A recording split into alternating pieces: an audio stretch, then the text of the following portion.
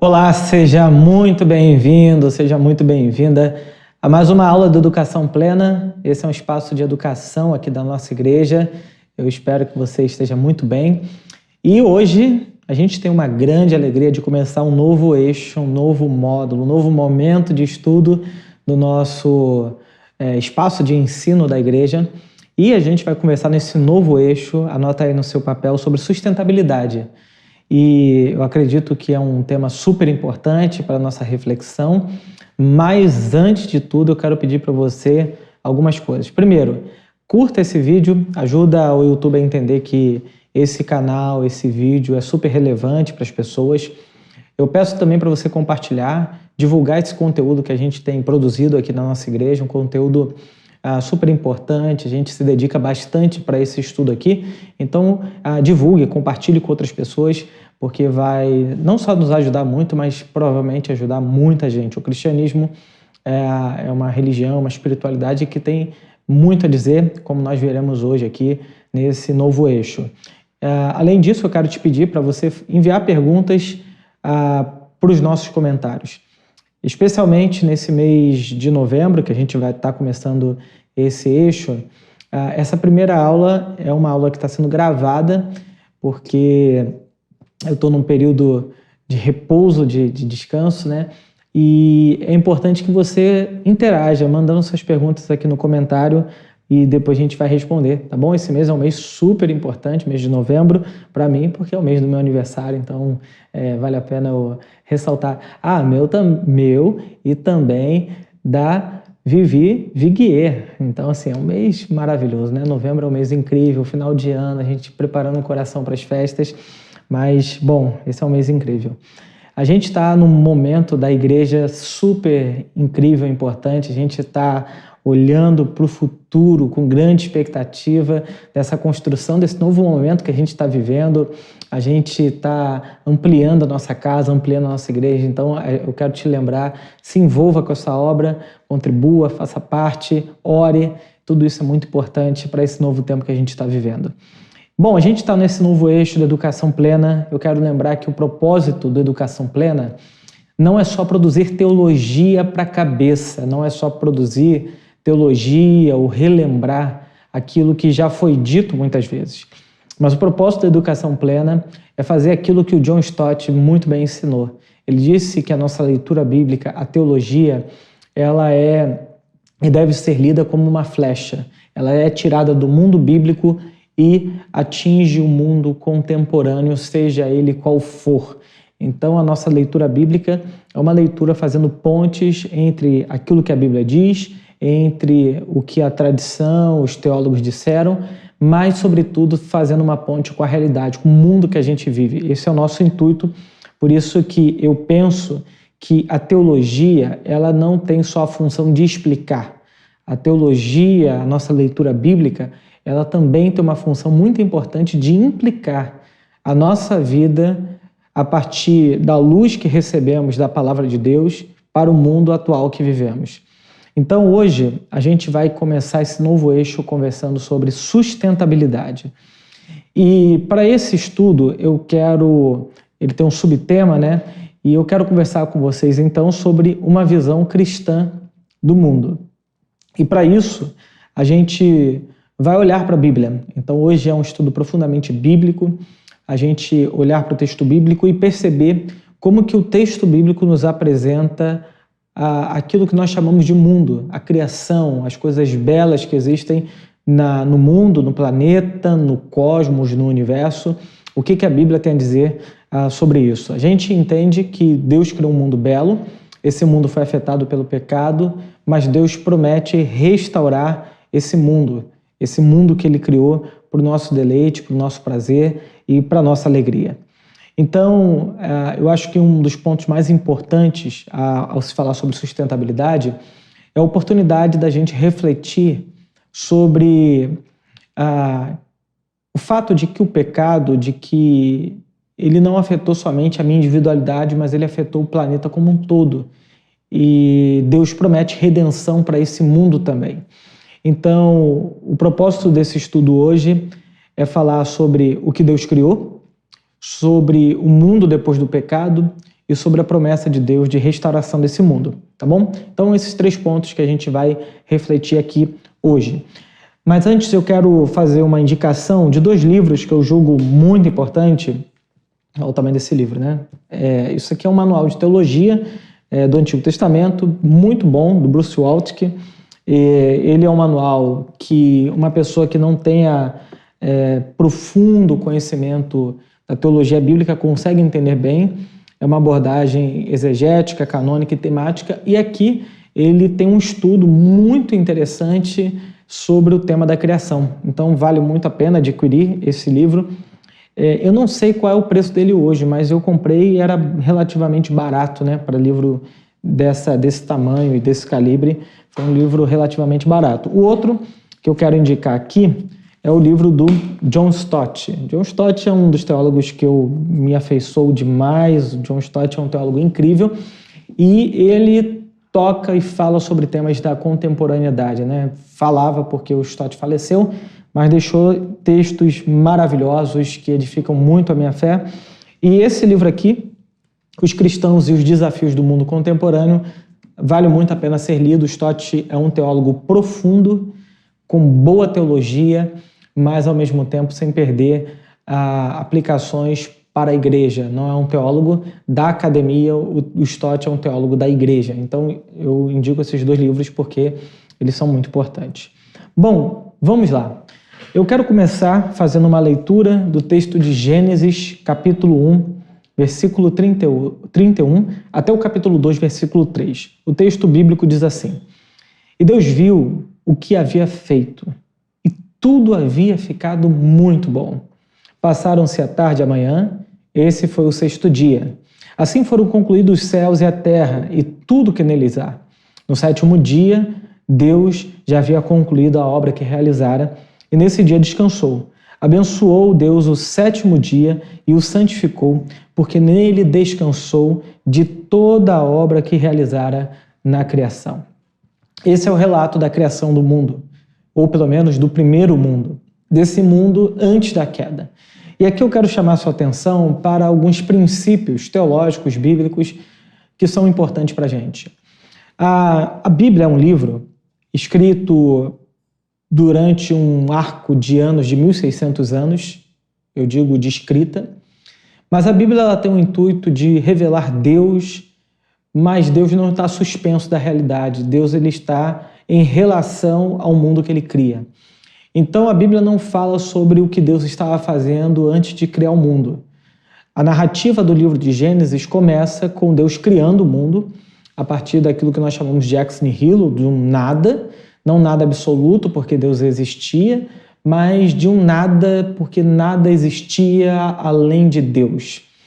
E quando Deus se envolve com o ato de criar esse mundo, a Trindade está envolvida, Deus começa a organizar o mundo e o que chama atenção é que à medida que Deus vai criando, a Escritura vai dizendo: e viu Deus que era bom, e viu Deus que era bom, e viu Deus que era bom. É interessante porque dentro da cosmogonia dos povos antigos, e cosmogonia era o conceito que os povos antigos tinham a respeito dos seus deuses em relação à criação. Então, havia muitas histórias dentro do mundo antigo, na Mesopotâmia, no Egito, na Babilônia, falando de como seus deuses criaram o mundo. Esses relatos criacionais não eram incomum no período do Antigo Testamento. Era muito comum, na verdade. O ponto é que para cada dia havia um Deus que criara o céu e a terra, um Deus que criou o mar, um Deus que criou os peixes, um Deus que criou... E um Deus para cada coisa, um Deus para a criação de cada coisa. O que a Bíblia traz de inovador é que eles apresentam Yahvé como o Deus que cria todas as coisas. E mais do que isso, ele cria pelo poder da sua palavra. Então tudo vem a existir pelo poder da palavra de Deus. Eu não vou voltar, tem uma aula completa falando sobre a criação lá, logo no começo da Educação Plena, no eixo 1, na aula de número 2. Vale muito a pena assistir depois essa aula. Bom, o ponto é o seguinte: o universo, o cosmos, e é isso que a Bíblia começa afirmando, ela tem um dono, criador e sustentador de todas as coisas. Então o mundo, para nós, não é uma obra do acaso, ele não é uma obra que surgiu do nada. O mundo tem uma inteligência por trás, ele tem arquitetura, tem beleza, tem sons, tem cores, sabores, imagens, texturas, sombras e luz, e esse mundo ele foi criado por Deus. Se você quiser um livro também para refletir um pouco sobre isso, eu indicaria o Cristianismo Puro e Simples, do C.S. Lewis, falando um pouco sobre esse tema da criação. Bom, então o que nós cristãos afirmamos logo de partida, e é como a Bíblia começa, é que o universo tem um dono. Deus é o dono do mundo, Deus é o dono de todas as coisas. Não existe na espiritualidade cristã, na visão cristã, pelo menos, eu diria que isso é parte da nossa tradição reformada, um dualismo entre o diabo e Deus. Isso não existe. Algumas pessoas pensam que o diabo é o dono do mundo porque a Bíblia diz o mundo jaz no maligno, como se o diabo ele tivesse autoridade e poder sobre o mundo. Esse dualismo ele não faz sentido do ponto de vista da Escritura. E por quê? Porque a palavra jaz ou jazer é uma palavra que aparece praticamente em um único lugar, no cemitério. Então a ideia, quando o cemitério aparece a plaquinha lá, aqui jaz fulano de tal, a ideia é que ali está sepultado fulano de tal. Então, quando a Bíblia diz que o mundo jaz no maligno, o mundo ali é o mundo sistema, aquilo que a Bíblia chama de Babilônia. O mundo Babilônia, ele está sepultado no maligno no sentido de que os valores, a ótica, a lógica do mundo está sepultada no maligno. Mas o fato é que Deus é o dono do universo, Deus é o dono de todas as coisas. E mais do que isso, Jesus afirmou na sua ressurreição que todo o poder lhe foi dado nos céus e na terra. Então, há na Trindade, no Pai, no Filho e no Espírito Santo, autoridade, poder e sustento de todas as coisas. Paulo diz, lá em Atos 17, pregando em Atenas, ele diz, porque nele nós vivemos, nos movemos e existimos. Então, tudo que existe, tudo que nós vemos, tudo que está dado, existe em Deus. Deus é esse grande oceano que comporta todo o cosmos. Cada átomo do universo está contido em Deus. No entanto, Deus não é o universo, Deus não é a árvore, Deus não é a praia, Deus não é a montanha. Mas tudo está em Deus. Deus é o sustentador de todas as coisas. Então a Trindade, quando nós lemos a Bíblia, a gente percebe a Trindade intimamente envolvida com o mundo que a Trindade está criando. Então Deus não só pensou, mas Deus também se envolveu com a sua criação. Ele se tornou próximo, ele se tornou íntimo do mundo que ele criou. Então nós vemos a Trindade criando, ordenando, o Espírito sustentando. É interessante, isso também está lá na aula de criação, que quando a Bíblia diz, logo em Gênesis 1:1, no princípio criou Deus os céus e a terra, porém, estava sem forma e vazia, e o Espírito de Deus pairava sobre a face das águas. No hebraico, a ideia de pairar é como se uma galinha estivesse em cima dos seus ovos, dando as condições para que esses ovos se chocassem e nascessem. E aí a gente tem literalmente a Trindade atuando, porque o Pai, o Filho e o Espírito estão agindo, botando energia, botando vigor para que o mundo venha existir. Então o mundo, como nós o conhecemos, a matéria, as coisas do mundo, para nós são importantes porque Deus se envolveu na criação de todas as coisas. Então, por exemplo, o credo, um dos credos mais antigos da igreja, o credo niceno-constantinopolitano, um credo do século IV, diz assim: creio em Deus Pai, Todo-Poderoso, Criador do céu e da terra. Então a igreja, desde o seu início, entendia que o mundo, as coisas que nós vemos, elas são boas porque Deus está intimamente envolvido nela. O universo tem um dono, criador e sustentador, e é interessante perceber que na narrativa de Gênesis, no ato da criação do capítulo 1, à medida que Deus vai criando, Deus diz assim, o autor diz assim, e viu Deus que era bom. Por 5 vezes essa expressão ela aparece no versículo 10, no versículo 12, 18, 21 e 25. Deus vai criando e vai dizendo, e viu Deus que isso era bom, e viu Deus que isso era bom. O interessante é que no hebraico, a palavra viu, ela tem um sentido de olhar, de analisar. Então Deus vai criando e percebendo que o mundo que ele cria é extremamente bom, é extremamente belo, cheio de beleza. O que nos chama a atenção de que o mundo de Deus não é um mundo sem beleza. A beleza é parte de quem Deus é. Deus é belo, Deus é cheio de cores, criatividade, sons, sabores, imagens. Esse mundo de Deus é um mundo de extrema beleza. Inclusive, se você trabalha com arte, seja ela como for, pela arquitetura, pela engenharia, como pintor, como músico, como artista, atriz, ator, seja como for, vale muito a pena ler os textos de Huckmacher, um teólogo de tradição holandesa que fala muito sobre a beleza, sobre arte, de um ponto de vista cristão. O que nós podemos afirmar, lendo o começo do texto bíblico, no livro de Gênesis, é que a criação ela é lógica, ela é perfeita e ela é ordenada. Deus ele tem interesse na sua criação porque ele é o criador do mundo que nós vemos. Então, quando a gente pergunta para a Bíblia assim, ok, Deus criou um mundo belo, e qual é o propósito de Deus ao criar o casal, Adão? Adão é o nome do casal, como a gente já aprendeu. Adão não é o nome do homem. Adão, ou Adamá. Qual é o propósito? Fazer culto. Deus colocou o casal no jardim para que eles cantassem, fizessem louvor, fizessem música. Não. O primeiro propósito do casal, a Bíblia diz que era cuidar do jardim, cultivar e colocar ordem no mundo que Deus havia criado. Lá em Gênesis capítulo 1, versículo 28, diz assim, Deus os abençoou, falando do casal. Ele lhes disse, sejam férteis e multipliquem-se, encham a terra e subjuguem a terra. Dominem sobre os peixes do mar, sobre as aves do céu e sobre todos os animais que se movem pela terra. Lá em Gênesis 2,15, Deus diz assim, o Senhor Deus colocou o homem no jardim do Éden para cuidar dele e cultivá-lo. Um detalhe importante é perceber que a palavra Éden é o nome do planeta Terra na Bíblia e Deus coloca o ser humano no jardim do Éden, do planeta Terra. Então, o ser humano ele tem uma participação com Deus, ele é um cooperador de Deus na criação, no sentido de que ele tem a tarefa de cuidar e cultivar do jardim, porque o dono do planeta é Deus. O homem não é o dono do Éden.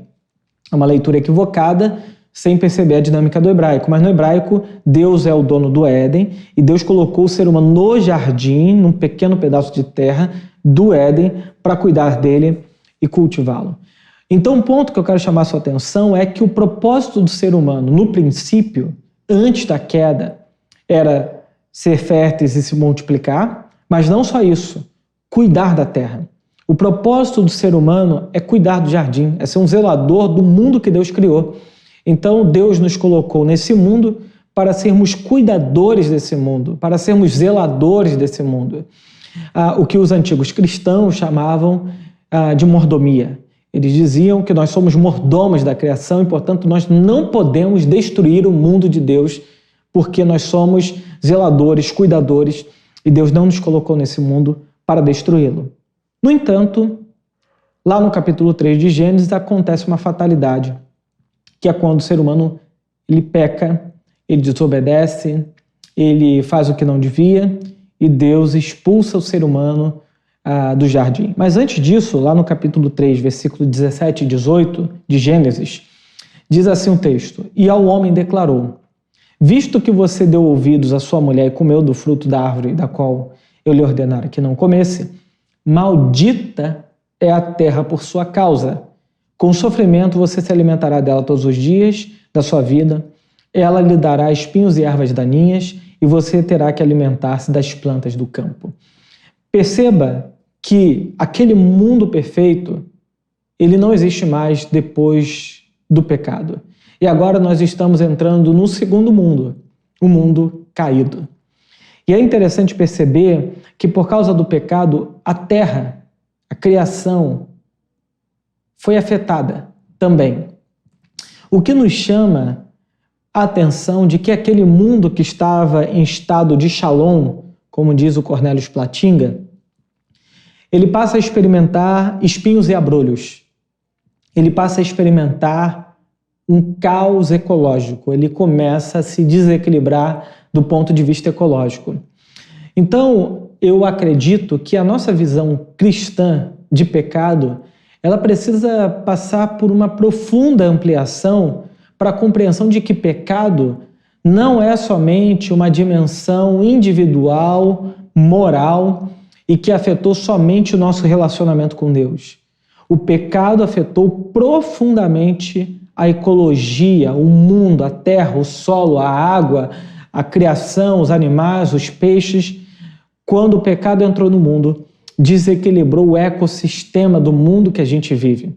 E é o relato bíblico que está nos dizendo isso. Isso aqui não é uma teoria, talvez, de alguém que é ativista nessa área. A teologia, a Bíblia, ela tem profundo interesse na criação, no mundo de Deus. Então, me choca quando nós tratamos os pecados sexuais como sendo mais graves, ou quando nós não toleramos os pecados sexuais, mas toleramos os pecados ecológicos. Quando a gente não vê que quando a gente destrói a criação, isso é tão pecado quanto qualquer pecado sexual, qualquer pecado moral. Quando nós nos atentamos somente para a moralidade como sendo uma única dimensão que foi afetada pelo pecado, nós perdemos todas as outras dimensões que precisam ser também restauradas para que redenção não se torne uma coisa individualista, mas que redenção faça parte do propósito cósmico, integral, total de Deus. Quando o pecado entrou no mundo, não só afetou a nossa relação com Deus, o pecado também afetou a nossa relação com o mundo, com o outro, com a sociedade, com a cultura. Então, quando nós propomos redenção, nós precisamos ter uma dimensão de que o pecado é maior do que o pecado individual. Existe pecado ecológico, e é sobre isso que o texto bíblico fala. Então, por exemplo, quando a gente lê Romanos capítulo 8, versículo 19 a 23, você pode ler na sua Bíblia em casa, Paulo diz que a criação geme. Ela está em estado de angústia, aguardando até agora a manifestação dos filhos de Deus. O que significa que quando nós somos salvos, nós não somos salvos para morar no mundo, no céu. Deus nos salvou com o propósito de pegar esses salvos para cooperar com Deus na restauração do mundo de Deus. Salvação não é um processo só individual. Ela começa no indivíduo, mas ela tem que ter desdobramentos para a vida pública, para a sociedade. Ser salvo não é sair daqui e morar em outro lugar. Deus nos salvou, Paulo diz, para as boas obras. Paulo diz que a criação aguarda a manifestação dos filhos de Deus. E a criação, entenda-se aqui, pelo mundo natural.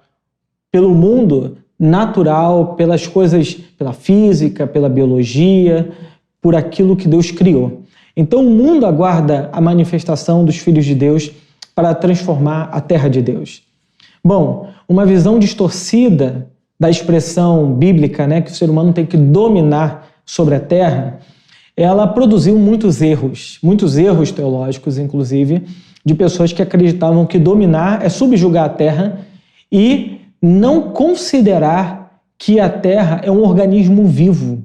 A Bíblia diz isso, deixa claro no livro de Gênesis, que a terra é um organismo vivo e que o ser humano está cooperando com Deus e que esse domínio não é um domínio destruidor, não é um domínio que subjuga para depredar tudo, mas é um domínio para cuidar, para proteger, para zelar. No entanto, essa visão distorcida, ela passou, de certa forma, pela corrente da igreja. Por exemplo, Tomás de Aquino, ele ensinava que os animais existiam somente para o prazer e o lucro humano. Então, a gente percebe que na visão de Tomás de Aquino, há uma tendência de olhar para a natureza, olhar para a criação, olhar para os animais com uma certa distância, uma certa separação na ideia de que o ser humano ele é um ser tão acima da criação que ele precisa se distanciar dela e obter prazer e lucro, uma separação daquilo que a gente chama de natureza e graça. Um erro da teologia que sustentou boa parte do período medieval. Tomás de Aquino é um grande teólogo, mas que nesse sentido eu acho que ele estava profundamente errado, e eu acredito que boa parte disso tem a ver com o fato de que Tomás de Aquino bebeu mais da filosofia grega do que da teologia bíblica do Antigo Testamento. Além disso, o outro, Francisco de Assis, ele tratava os animais como irmãos, como iguais. Um outro ponto, talvez, eu acredito também equivocado, se por um lado o distanciamento completo do mundo, tratando o mundo como um objeto só para o nosso usufruto, a gente pode destruir o mundo e o mundo existe para isso, só é um erro. Por outro lado, Francisco de Assis tratar os animais como irmãos também me parece uma posição, uma visão um tanto quanto equivocada. O Jeremy Bentham, no final do século XVIII, por conta da sua percepção bíblica de que os animais são criaturas, eles têm percepção, eles sentem dor, ele começou a cunhar a noção de direito dos animais, de que os animais não poderiam ser usados e maltratados e mortos e outras coisas mais, sem nenhum critério ético-moral. Então, ali no século XVIII começa a surgir uma teoria, um desenvolvimento do pensamento olhando para os animais e para a criação como sendo uma coisa viva e que, portanto, deve-se ter um respeito, uma ética na relação com os animais.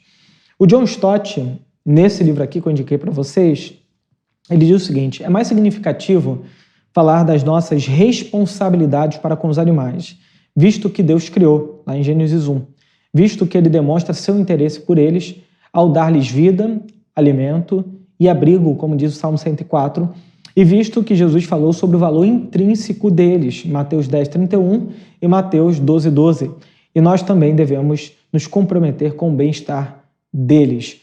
Então, perceba que, para a Bíblia, há um profundo interesse de Deus na sua criação. Então, o que Deus ordena, por exemplo, na Torá? E Torá, aqui nós estamos falando sobre os 5 primeiros livros da Bíblia, sobre ecologia. Talvez você nunca tenha tido esse olhar para a Bíblia, mas eu quero que você abra um pouco, expanda um pouco a sua visão sobre a Bíblia e perceba que a Bíblia fala muito mais sobre ecologia, sobre criação, do que talvez o nosso olhar, que faz uma leitura bíblica somente devocional, somente introspectiva, não consiga perceber. Na verdade, tem muita coisa na Bíblia que a gente pula, que a gente não percebe, mas que está amplamente ali presente. Por exemplo, a Bíblia fala mais sobre pobre, a palavra pobre aparece muito mais na Bíblia do que o sexo ou problemas do sexo. A Bíblia fala muito mais sobre justiça social do que sobre os problemas morais e outras coisas individuais. Mas às vezes a gente não percebe isso no texto bíblico porque o nosso olhar, a nossa leitura não passa por essas questões, né? Mas a Bíblia fala muito sobre ecologia, a Bíblia fala muito sobre o cuidado com a criação. Eu quero mostrar isso de maneira breve, mas eu acho que vale a pena a gente parar um pouco e pensar nisso. A primeira coisa que a Bíblia fala é lá no livro de Êxodo, capítulo 20, e aqui nós estamos dentro do contexto dos mandamentos ou das palavras que Deus ordenou ao povo de Israel por meio de Moisés, né? E lá existe o mandamento, por exemplo, da guarda do descanso sabático, que era ordenada aos seres humanos, mas não só aos seres humanos, aos animais e à terra. O que Deus ordena é que não só os seres humanos deveriam guardar o sábado, como também os animais e a terra. Eles não poderiam trabalhar e a terra deveria descansar no Shabat. Além disso, de acordo com Provérbios 12:10, a Bíblia diz que os justos, e é interessante que o livro de Provérbios faz muito esse paralelo do justo com o ímpio, né? Um estilo da literatura judaica, que é esse contraponto, e a Bíblia diz que o justo, ele cuida bem dos seus rebanhos. Provérbios 12:10. Além disso, Deus luta pela dignidade do pobre, da terra e dos animais. Lá em Êxodo, capítulo 23, versículo de 10 a 12. E isso está dito explicitamente, o ser humano ele não poderia maltratar os animais e ele também não poderia maltratar a terra, de onde vem o seu fruto, de onde vem o seu alimento. Além disso, em Levítico 25, um texto muito enigmático, que fala sobre o ano do jubileu, e esse ano do jubileu é uma instituição que Deus deu à nação de Israel, para que nesse ano o povo reorganizasse toda a estrutura, a economia da nação. E 3 princípios eram elementares no ano do jubileu. Primeiro, a abstenção de qualquer trabalho agrícola, exatamente como no Shema, né? Isso está em Levítico capítulo 25, você pode ler depois. Segundo, além da abstenção de qualquer trabalho agrícola, isso é, a terra tinha que descansar, liberdade incondicional para todo escravo hebreu. No ano do jubileu, todo escravo era libertado. Eles não poderiam estar na prisão de maneira perpétua. Deus não permitia isso e Deus ordenava que os escravos, os escravizados, né, porque ninguém é escravo, aqueles que eram escravizados deveriam ser libertados da sua condição de escravidão. E terceiro, a devolução de todos os campos aos seus proprietários originais. A terra, então, ela aparece aqui de maneira muito ampla no Shema.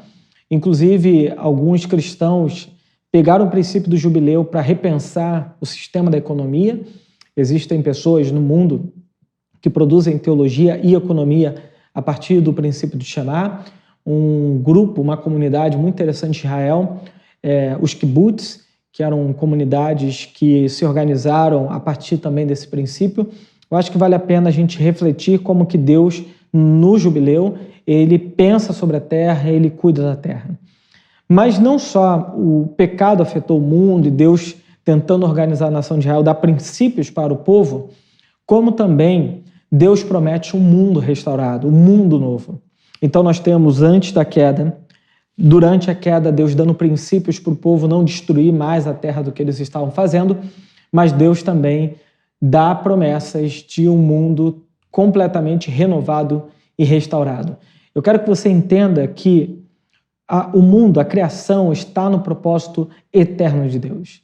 Deus não abriu mão e Deus não vai abrir mão desse mundo como nós vemos. Lá em Apocalipse, capítulo 21, versículo 1, no final da história, no final de tudo, João diz assim: então vi um novo céu e uma nova terra. Pois o primeiro céu e a primeira terra tinham passado e o mar já não existia. João está dizendo que Deus tem um propósito eterno com a criação. Um novo céu e uma nova terra. Bom, deixa eu falar um pouco sobre esse mundo restaurado. A primeira afirmação que eu quero fazer, e ela pode ser um pouco chocante para você, é que eu não creio que nós vamos morar num céu, num lugar abstrato, etéreo, nas nuvens, e ficar cantando com um grande coral o dia inteiro. Isso está mais ligado a uma visão neoplatônica que entrou na igreja por Santo Agostinho. Eu não vou me aprofundar nisso, mas essa dicotomia entre o mundo real e o mundo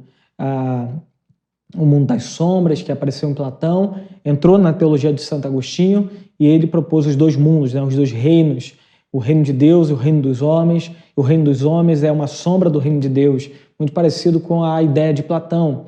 Eu creio, e isso numa visão profundamente hebraísta, talvez mais ligada à visão semita da criação e do mundo, que Deus não nos criou na terra para a gente morar num lugar abstrato. Deus nos criou na terra e vai estar nos levando para esse novo mundo, que não é novo no sentido de outro mundo, mas é novo no sentido de um mundo renovado, de um mundo transformado pelo poder de Deus. Então eu creio que nós fomos criados no jardim e nós estamos indo, como diz o Timothy Keller, para uma cidade-jardim. E essa cidade-jardim não foi projetada num outro lugar. Essa cidade-jardim foi projetada nesse mundo. No mesmo paradigma de Deus tirando o povo do Egito e levando para Canaã, para a terra que mana leite e mel, nós entendemos que Deus está nos tirando desse mundo de escravidão profundamente afetado pelo pecado E a promessa é que Deus um dia há de restaurar esse mundo, nos dando um novo céu e uma nova terra. Nós, seres humanos, fomos criados para pisar na terra, comer fruta e conviver uns com os outros. Essa é a promessa de Deus para o povo de Israel e também para nós cristãos. Então, a proposta de Deus é uma renovação completa desse mundo e não uma destruição e abandono do mundo que a gente está vendo. Então, perceba que a Bíblia fala muitas vezes sobre o novo céu e nova terra. Eu te desafio e convido você a ler o livro de Isaías, especialmente do capítulo 60 ao 66, quando o profeta Isaías fala sobre esse novo mundo, sobre esse novo céu e nova terra, e você vai perceber que esse novo céu e essa nova terra não é outro céu e outra terra, mas esse novo céu e nova terra é essa terra restaurada pelo poder de Deus. Jesus, inclusive, ensinou isso, né? Venha a nós o teu reino, seja feita a tua vontade, assim na terra como ela é feita nos céus. Além disso, nós podemos perceber que uma das pessoas da Trindade encarnou na história. Jesus Cristo, ele não ficou vagando no mundo de maneira de espiritual, no espírito, como pensavam os gnósticos, mas ele encarnou, ele comeu, ele viveu, e o maior ato da sua encarnação é que ele morreu na história, mas ele ressuscitou. Então, o propósito de Deus não é nos criar no jardim, ou foi ter nos criado no jardim para nos levar para um lugar etéreo. Deus tem profundo interesse na sua criação. Não só isso, Deus ele tem promessa de restaurar esse mundo. E por isso que o último livro da Bíblia, Apocalipse, termina com o anúncio de que Deus restaurará o mundo. E aí a gente tem o anúncio final de que a nova Jerusalém desce do céu para a terra e Deus vai fazer nova todas as coisas. Então a teologia bíblica, especialmente a teologia da ressurreição, que nos mostra que como é que a gente vai viver depois da ressurreição? A gente pode cair numa abstração filosófica. Mas Paulo deixa muito claro que nós ressuscitaremos à semelhança de Jesus. Jesus, Paulo diz, ele é o primeiro a ressuscitar dentre os mortos. E quando nós perguntamos como é que foi que Jesus ressuscitou? Ele não ressuscitou em espírito, o corpo dele ficou no túmulo. Ele ressuscitou em carne. Deus restaurou o corpo de Jesus. Deus deu a ele um novo corpo, um corpo completamente transformado, glorificado. É um corpo físico, porque ele comeu, ele bebeu, ele andou, ele tocou, ele ficou à mesa com os discípulos, mas é um corpo magnífico, ele some, atravessa a parede. Existe tudo isso, mas Jesus ressuscitou em corpo. E a esperança da ressurreição não é que o nosso corpo vai ficar na terra e a gente vai em espírito para um outro lugar. É que Deus ele vai restaurar também o nosso corpo físico. É o que está escrito em 1 Coríntios capítulo 15, que nós seremos ressuscitados em corpo físico. É um corpo glorificado, é um corpo completamente transformado, mas é corpo físico. Então, a teologia nos ensina que a ressurreição ela é física. E o mundo também passará por uma ressurreição física, no sentido que o mundo também vai experimentar uma restauração de todas as coisas. A criação, o universo e todas as coisas mais. Então, nós fomos criados para esse mundo. E Deus resolveu habitar nesse mundo conosco, porque assim termina o livro de Apocalipse, dizendo que Deus vai, de fato, então, definitivamente, habitar com os homens. Algumas afirmações teológicas. Salmo 24 diz que do Senhor é a terra e tudo que nela existe, o mundo e os que nele vivem, pois foi ele quem fundou sobre os mares e firmou sobre as águas. Salmo 24, versículo 1 e 2. Perceba que a Bíblia não dá espaço para a ideia de que o mundo está subjugado pelo diabo, por seres malignos, ou que o mundo é nosso. O mundo é de Deus. O ser humano foi criado para ser um cooperador de Deus no cuidado do mundo. Nós somos parceiros de Deus com o cuidado da criação. Então nós deveríamos ser pioneiros na luta por um mundo onde uma ecologia mais sustentável, por um mundo onde a gente não destrua, em nome do progresso, a criação de Deus, por um mundo onde a gente lute por água potável, por um mundo onde a gente lute para que não sejam jogados plásticos e materiais que destruam os oceanos, os mares. Então nós deveríamos ser pioneiros no anúncio de que Deus tem interesse no mundo e que Deus não aceita que esse mundo seja destruído pelas nossas mãos. E isso é uma luta política, isso é uma luta social, isso é uma luta ecológica, isso é uma luta espiritual. O mundo é de Deus e todas as coisas também são de Deus. Então nós não estamos somente convidando as pessoas a que creiam em Jesus, se convertam e passem numa igreja. Isso é importante, é o primeiro passo. O anúncio do Evangelho é que as pessoas entendam que o mundo tem um Criador, um Senhor de todas as coisas, que convida a todos a que entendam o mundo a partir da lógica do Criador. A lógica do Criador é: vocês são mordomos e cuidadores do mundo que eu dei a vocês.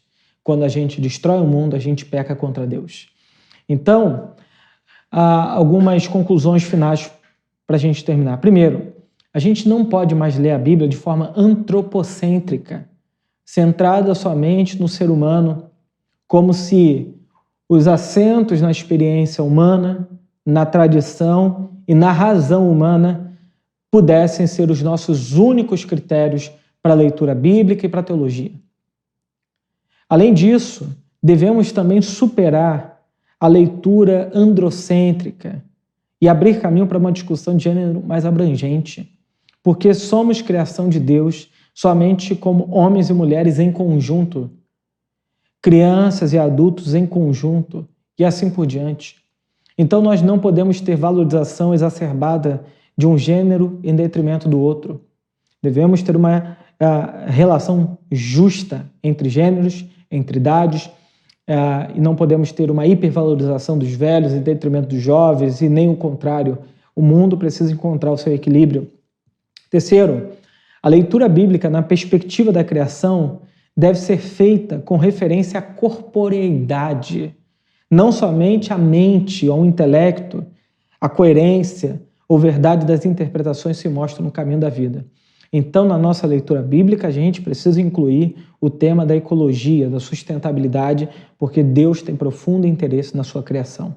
Em quarto e último lugar, a nossa escatologia deve ir além da mera abstração filosófica neoplatônica, incluindo o corpo, a natureza e o cosmos como parte do propósito final da redenção de tudo que nós vemos.